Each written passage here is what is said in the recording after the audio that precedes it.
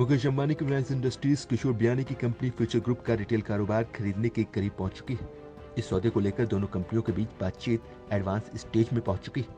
अगर ऐसा होता है तो बिग बाजार रिलायंस इंडस्ट्रीज की झोली में आ जाएगी। जानकारों का कहना है कि इससे ग्रोसरीज, फैशन और जनरल मर्केंडाइज जैसे सेक्टर में रिलायंस का कारोबार और मजबूत होगा।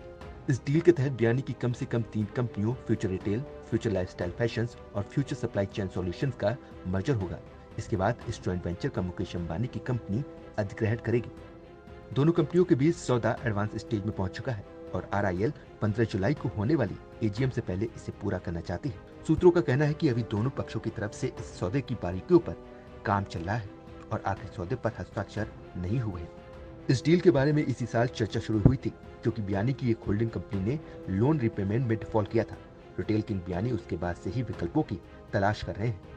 इनमें रिटेल यूनिटों में हिस्सेदारी बिक्री भी शामिल है। साथ ही वो अपने insurance joint venture future generally को भी बेचना चाहते हैं। कई दूसरी कंपनियों ने भी फ्यूचर ग्रुप में दिलचस्पी दिखाई थी। इनमें अमेरिका की दिग्गज रिटेल कंपनी अमेजन भी शामिल थी। लेकिन रिलायंस की इस पेशकश से बियानी की कर्ज की समस्या का काफी हद तक समाधान हो जाएगा।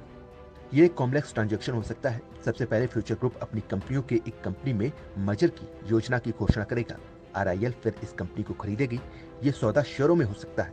फ्यूचर ग्रुप के कारोबार में हिस्सेदारी रखने वाली कंपनियां जैसे अमेजन, ब्लैकस्टोन और पीएमजी इन्वेस्ट को आरआईएल में शेयर मिल सकता है। यह डील इसलिए भी दिलचस्प है क्योंकि जेफ बेजोस की कंपनी अमेजन 2014 से फ्यूचर ग्रुप के साथ बिजनेस पार्टनरशिप में है। पिछले साल अमेजन ने बियानी के एक प्रोमोटर कंपनी में निवेश करके फ्यूचर रिटेल में अप्रत्यक्ष हिस्सेदारी खरीदी थी।